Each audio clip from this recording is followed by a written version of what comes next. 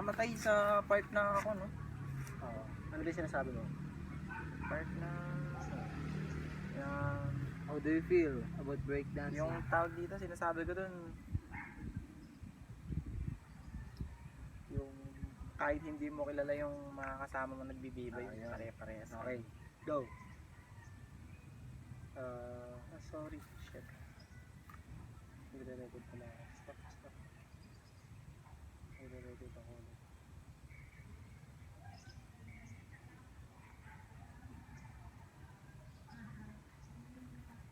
Ano ba yung Lennox sa kaan?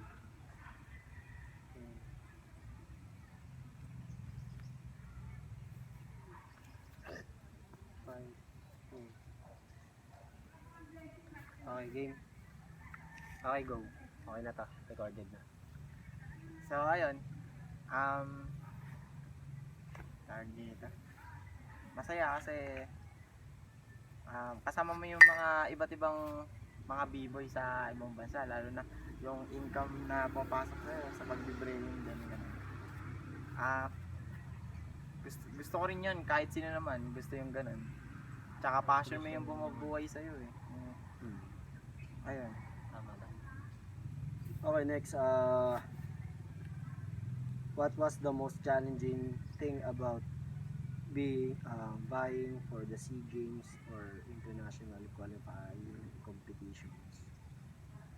Parang, sige, papadalayin ko na. Parang, Ano yung mahirap? ano yung pinakamahirap na parte dun sa pagsali sa SEA Games or sa pag-travel, pagsali sa qualifiers ng international qualifying competition? Ano yung pinakamahirap na part dun para sa inyo? Sa akin yung unang-una financial. Siyempre yung ticket mo, pampalipad, tsaka tawag doon yung pang araw-araw mo na kasi mag-training ka eh, kailangan yung need ng katawan mo masolusyonan. Tapos para sa amin, siyempre para sa amin unang rin yung spot na pagtitrainingan. Kasi nag-training kami hindi sa streets lang, ganun.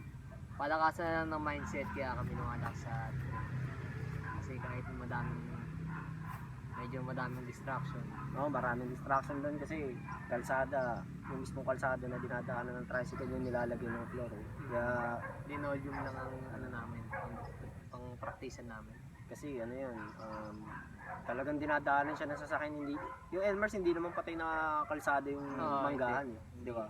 Buhay yun eh, kaso matitigas kayo eh, di mo nilalagay yung floor talaga sa kalsada. Nasanay na rin yung mga tao. Nasanay ng mga tao sa amin kaya hindi na namin napansin na may distraction, ganun.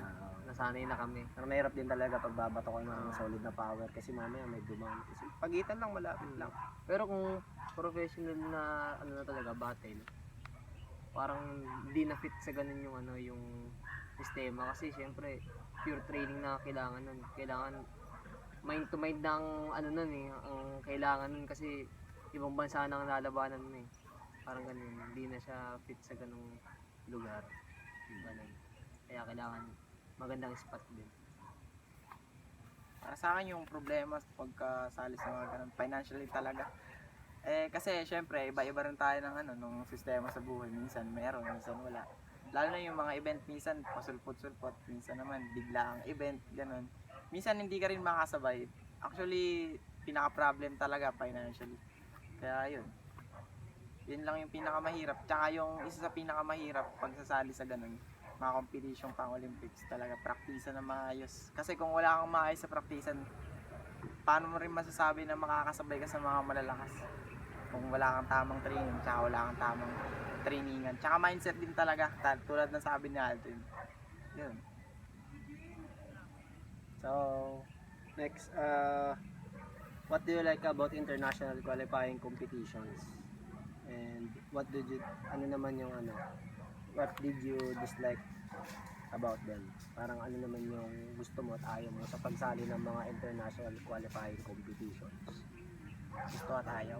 Anong gusto mo? Pag pinyari may qualifier dito, parang pag nanalo kayo, pupunta kayo ng Japan. Syempre, anong gusto mo? Anong gusto mo about sa mga ganung mga pumupunta dito ng events na nagpapa-qualify papunta nga po? Ay, gusto gusto ko, siyempre, yung opportunity, di ba? Malaki yun eh. Malaki yung Oo, opportunity yun eh. Ibang bansa yun eh. Tapos, siyempre, yung ayaw ko nun yung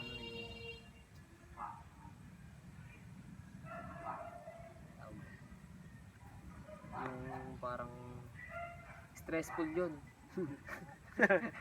Stressful talaga yun kasi tawag doon, malaking event na yung pupuntahan nyo eh. Mag-invest ka ng time. Oras talaga ang ano mo nun. Lalo na, kunyari, may iba ka pang ginagawa sa buhay. Minsan, magulo ang utak mo nun kahit nasa training ka. Hindi ka makapag-focus. Para sa akin, gusto. Yung gusto ko sa akin, dahil sa, yun, opportunity. Siyempre, pang ibang bansa yun, hindi naman siya local lang. Tsaka magkakaroon ka ng chance na mailabas yung talent mo sa ibang bansa. Exposure. Oo. Tapos, ang pinakagusto ko pa doon, hindi lang sa makikilala ka, bayad ka, tsaka kaya ka nila i-sponsoran. Yung hindi ko naman gusto sa kanila, tawag dito. Minsan, yung mga event na malalayo, ganun. Minsan, kahit sabihin na natin kaya makapunta, syempre, iba yung pagod tsaka yung oras na bubunuin mo doon para makapunta doon. Syempre, kahit sa para sa pera. tapos may time naman na kaya mo nga, tapos paano naman yung sa susunod na araw na kailangan mong gawin, ganun, hindi mo magagawa. Okay, next.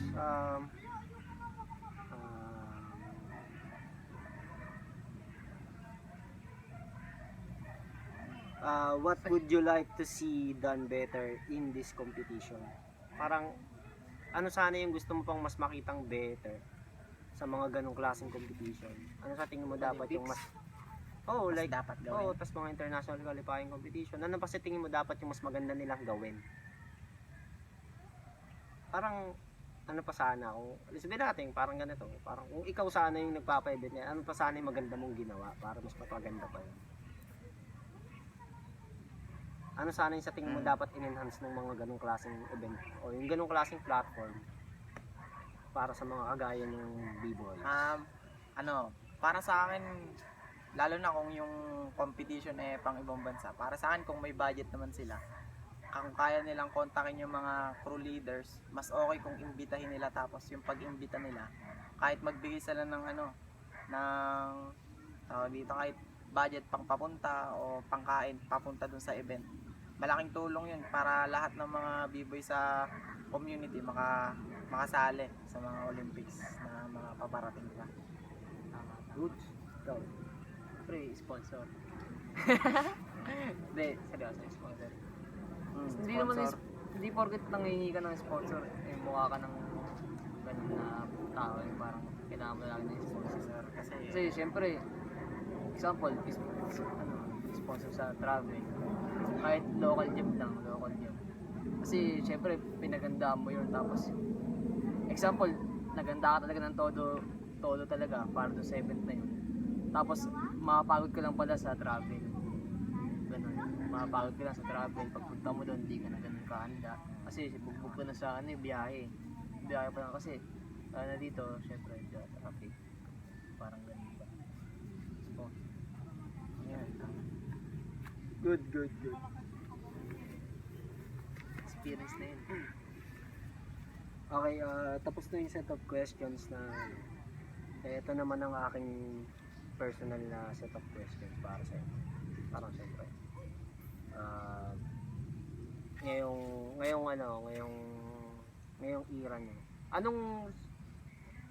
Ano yung nakikita nyo sa tingin nyo na looking forward kayo na gusto nyo makita this coming 10 years pa na parating para sa inyo? Like me kasi ako, dati nung nag-start kami ng 2011, nung nag-decide ako magsara sa pagbibiboy, hindi pa nabubuo yung crew, nang nag-gather pa lang din ako ng mga tropa, tsaka ng mga suporta sa ibang kaibigan din, at sa mga nakasabay ko din, hindi pa nabubuo yung crew ng that time. Naghahanap ako ng mga kasama o ng mga kasama papunta dun sa journey gusto kong marating o yung dream ko ba sa pagbibigoy. kayo sa ano nyo, sa inyo na, sa pang personal o pang sarili nyo ng gusto. Like individuality na kagustuhan nyo. Mag-break. Sa pagbe-break. Ano naman yung nakikita nyo na 10 years nyo? Ano yung nakikita nyo sa 10 years nyo sa pagbibiboy nyo? Ano yung gusto nyo makita? O ano yung gusto nyo ma-achieve? Ako yung gusto kong ma-achieve, hindi lang para sa sarili ko, para rin sa mga kakuro ko na Dynamic Jones. Gusto ko after or pag 10 years, hindi lang local yung pag-compete namin. Pinaka-gusto ko talaga o pangarap ko talaga sa corona na makalaban international, yung nagko-compete, nakikipagsabayan. Kasi actually di lang sa nakikita ko yung sarili ko at saka yung mga kasama ko na hindi lang kami basta pang local, pang international kami. Nakakatuwang isipin yung ganun. Oo! Man, Talaga! ang isa ko rin nakikita ganun. Kasi hindi lang naman crew yung hawak namin pag napunta kami ng ibang bansa eh. Siyempre yung rin Pilipinas. Ganun na. Hindi lang crew namin ang nare-represent namin na Pilipinas din. Kahit di nila pansin yung hindi nila value yung breaking sa Pilipinas. Pero ayun pa rin ang dala-dala namin kahit hindi nila. Mababayadaan na lang nila na ay ganito may Gulat na lang, nasa balita na tayo. No? Ganun ang mangyayari. Ay, ganun ang gusto. Siyempre, longevity ng crew. 10 years. So, ganun pa rin ka-intact yung crew. So, sana, may pa. Passing the torch, parang ganun. Madaya pang mga Kahit hindi nyo naman maging kapro na, kumbaga, ibang generation naman din ng mga susunod na evolution. ng mga ngaral. Kailangan na lang. So, after 10 years, talagang grabe yung parang May evolution. resulta talaga. Magkaroon ng evolution yung siyempre ng breaking dito sa Pilipinas. Ganun. Sana, parang hindi dapat mahuli yung Philippines. Okay. Ngayon naman, ano sa tingin niyo yung mga balakid sa pagpapalakas niyo? Bakit hindi o pagiging pagiging sa breeding sa competitive side sa competitive side ng pagte-training, ano yung mga bagay na nakakasagabal sa inyo? Bakit hindi niyo matuloy o bakit hindi niyo magawa? Bakit hindi niyo ma-enhance pa? Ano yung mga sa tingin niyo nagiging problema niyo? Yung para sa akin, pagiging consistent sa araw-araw na training. Kasi yun nga, sa street lang kami nagte-training sa harap ng bahay namin. So ayun, minsan may panahong umuulan araw-araw, isang linggo, gano'n. Tapos biglang isang araw lang yung training. Syempre malaking kabawasan na yun sa pag-training, kumbaga pati yung muscle memory mo mawawala. Tapos syempre nai-stuck ka sa bahay, mananaba ka rin. Yun. Ganun. Spot talaga ang pinaka-problema para spot. sa amin. Kasi pero magandang tawag doon, startup ng ng crew kasi na kung ibang bansa yun, isipin mo, di ba, from the streets ganun, tapos makapunta yung ibang bansa dahil ganun yung nangyari. Magandang documentary yan, no? Maganda siya. Documentary. Legit yan, Elmars talaga. Yung talaga sa Elmars, tapat ng bahay nyo. Tayo nga nakita nga natin yung evolution ng bahay nyo, Nox, paano nagbago eh. Simula yung bahay namin sa kahoy. Simula yung bahay nyo sa kahoy, tapos ni-renovate.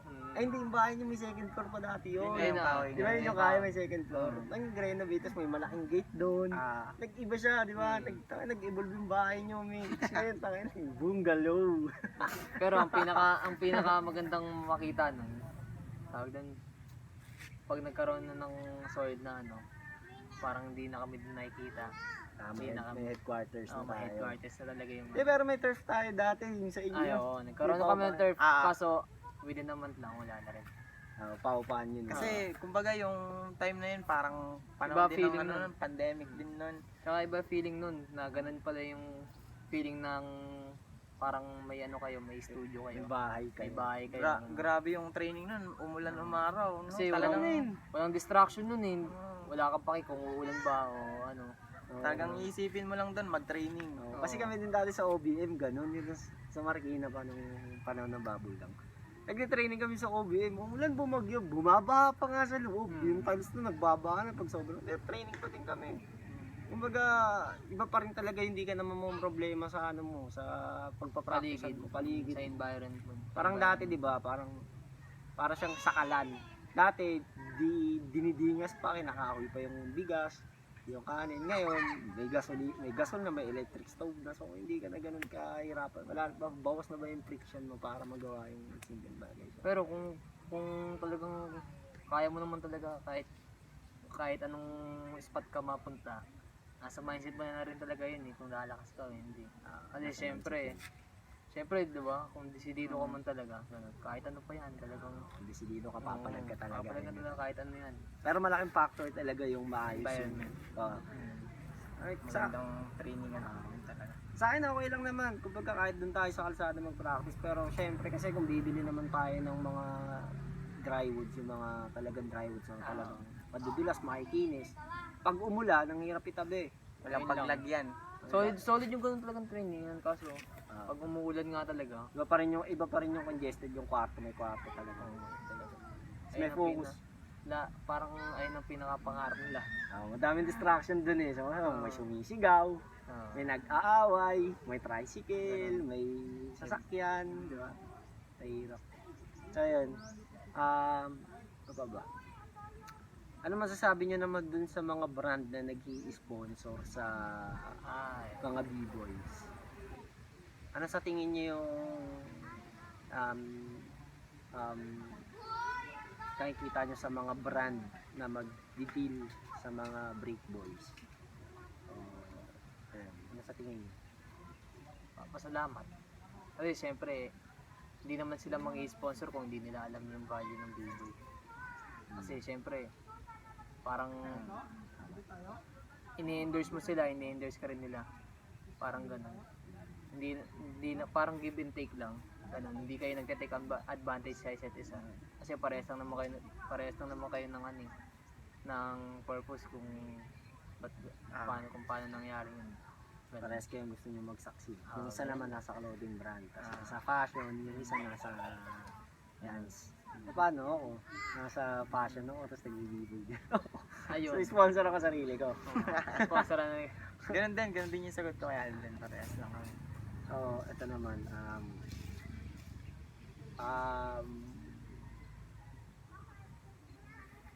Tingin nyo, pagka etong susunod na mga 3-5 taon, ano kaya sa tingin nyo yung makikita nyo sa breaking ng Pilipinas? Kasi parang feeling ko ngayon medyo, ako kasi nung time namin tsaka yung mas mga nauna pa sa amin. Yung mga nauna pa talaga, yung mga year 2005, 2007, mga nauna pa sa akin. Yung mga kahit nga sila reflex, yung mga nauna pa sa akin, yung mga yun. Mas mainit dati, mas pro dati. Ngayon, medyo hindi nagano, tapos medyo malamig na rin. So, ngayon, kasi kayo nakakaranas ako, nanonood na lang din ako ngayon halos. Malaro pa din, pero sa loob na lang. Ano sa tingin nyo yung makikita nyo after 5 years? Ano yung nilolook forward nyo after 5 years? Sa mga events naman, hindi naman sa events naman. Mas may improvement tsaka mas gagastusan. Feeling ko kasi yung breaking after 5 years, mas improvement na tsaka mas yung mga skills mas malakas. Kumbaga na siya, mas may value na din tulad noon. Kasi mas na siya ngayon mas pansin na din tulad noon. akin tawag doon. Yung mga event, na siya, lalaki na siya. Kasi, syempre yung nagpapa-event, kasi ngayon, iba-ibang diskarte na meron yung tao eh. Tawag doon, magkakaroon sila ng maayos na budget para sa event na yun. Kaya, hindi na basta-basta yung event na mangyayari. Kasi, syempre, malaki na yun. Tapos, sa ibang bansa nga doon. Sa ibang bansa nga, malaking event na ginaganap. Sana yung Pilipinas makahabol sa ganung pagpapatakbo ng Makikita ko rin in 5 years malamang sa malamang may mga bansang pupunta rin dito para magpa-event. Yun yung nakikita ko. Pa-event na kaya ako no, nung malaki. Parang yung dati lang. So, ano naman, like dito. Sangayon ba kayo sa may isang Olympics na gawin siyang open qualifier o parang country per country talaga yung dadaan ka sa process na magko-qualify ka sa bansa tapos saka ka lang sasali. Parang for example, may event sa US o kaya sa UK. Gusto mo lumaro doon, magwo-walk-in ka. Sang-ayon ka ba doon? Hindi. Ako hindi.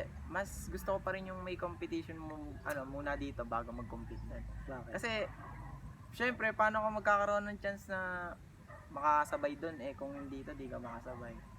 Syempre, mas okay yung sukatin mo muna yung skills mo dito bago ka sumabay doon. Tsaka, syempre, hindi naman basta-basta yung pera na makakapulot ka tapos makakapunta ka sa event ibang bansa. So lamang yung may pera, tas walang skills. Parang ganon. Parang ganun. Kasi makakapunta sila. Mm. Kasi may pera lang sila, pwede sila mag-qualify. Parang ganon may gusto. Kasi kadalasan kasi ngayon na mga pupuntang nagpapa-event galing ibang bansa dito, mas binibigyan nila ng chance yung mga binibigyan nila ng chance yung mga nagbibiboy dito para magkaroon ng chance makalipad sa ibang bansa. Tulad ng binibigyan nila ng pamasahe papuntang abroad kasi naka-qualify dito. Kumbaga pasok sila. Yan. Para sa akin, kailangan mo na piliin yung B-boy dito sa Pilipinas. Sino talaga ang mas deserving. Para, kumbaga, kunyari, napili sila dito.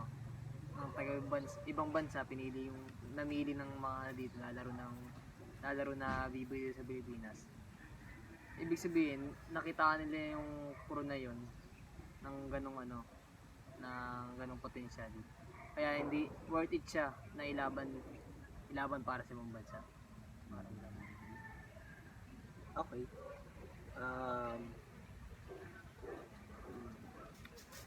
Ngayon, anong events yung nakikita nyong maganda na nag-i-improve sa Pilipinas? Like, anong mga klaseng platform ng B-boy events yung nakikita nyo sa Pilipinas na nakakapagpa-event ng maayos? Parang maganda yung platform nila. Anong mga event yun? Sino mga nagpapa-event yung nakikita nyo na active, na maayos yun? Ay, akin, I Got Colors. Nakikita ko yung I Got Colors na nagpapa-event sila. Mais din yung yung kung paano sila mag-organize. Tas di lang sa pag-organize, rin sila, nag-update sila sa YouTube. Kumbaga yung mga battle nyo na nabibidyohan, tsaka nakukuha yung mga footage na kailangan nyo. Malaking rin yun, malaking tulong din yun, lalo na kung yung footage na yun o yung event na yun, pwede ring ilabas o makita ng mga taga-ibang bansa. I get colors din. Kasi maganda ang nila parang pamamalakad din ng B-boy sa mga all style din. Ganun. Tsaka siya organized. All around pa. I got the jump. I got yours. Just the journey. Just the Just the journey jump. Oo, pwede. Hindi, ayoko na magpa-event. The journey jump. The journey jump. Tamad na magpa-event. Actually, nakakapagod kasi walang committee na sasabay para pero dati, di ba? Parang, ilang taon ko nun? 2016? Ilang taon ko nun? 2016? Ako nun? 14? 14? Ay, 15! Napapa-event na ako. Sa bubble jump. Diba? Pero kaya pa rin. 16, 17. Kaya pa rin naman.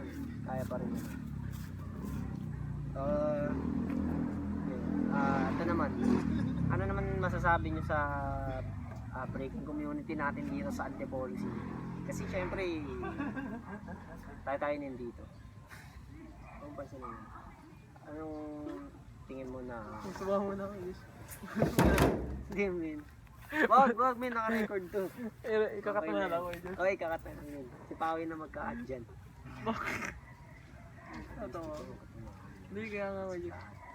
Hindi, natawa lang ako sa tao na. Kasi syempre, continuous yung laugh, di ba? Yung laughter, continuous siya. Ganun, natatawa na. Hindi ko naman siya ginibitch. ba? Medyo pag may kawawa. Okay. Science. Ano naman ang nakikita nyo? For example, tayo dito, di ba? Ano ang nakikita nyo dito sa scene natin dito sa Antipolo City? Maayos. Kumbaga, isang usap lang, okay na. Kumbaga, kung may schedule ng training, okay na. Kumbaga, maayos talaga. Walang toksigan. Ganun. Totoo yun. Maganda ang community dito sa Antipolo. Kasi siyempre, Saka laging welcome. ah, Ayun, laging welcome. Kumbaga, saka ayun. yung attitude pa lang, iba. Iba na. Iba ang attitude ng taga Antipolo. Siyempre si Kuya Josh. Si Kuya Josh ang Puta. para sa akin si Kuya Josh yung buhay ng brave. Mahirap lang talaga dito, yung paglapag ng mga bisita sa natin sila dadalhin kasi walang spot dito, men. Wala talaga tayong Wala tayong spot dito. Pero kung may spot kami, siguro pinapunta ko na dito si Shinobi. Oh, men. Bakit hindi? Message siya si Shinobi. Shinobi, Si punta Junior ka na dito, eh. sagutin kita. Si Junior pumunta dati ng Ah, Elmars si kasama Junior. yung Red Bull. Kahit wala siyang pinuntahan na bahay. May picture kayo ni Junior dun sa Red Bull. Meron. Ay, yung Red Bull wala. Red Bull. Yun siya, minsan. Pero may picture siya sa Elmars. Ayun, pumunta dati si Junior, di ba? Pumunta si Junior sa Elmars. Naging all for one yung Elmars ng gabi. Oo, ang daming tao nun. Yung Red Bull BC1 yung Siguro. Elmars.